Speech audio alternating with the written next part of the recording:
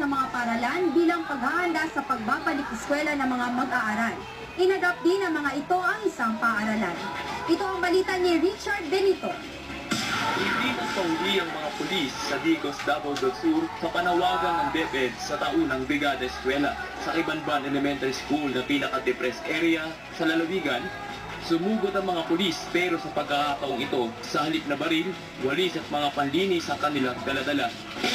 Dito tayo nag-concentrate kasi ito isa ito sa mga pinaka-depressed na eskwelahan ng mga Digos.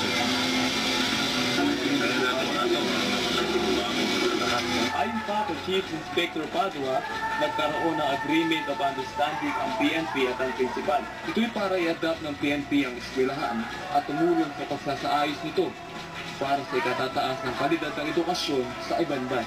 Nagbigay tayo ng materialis dito.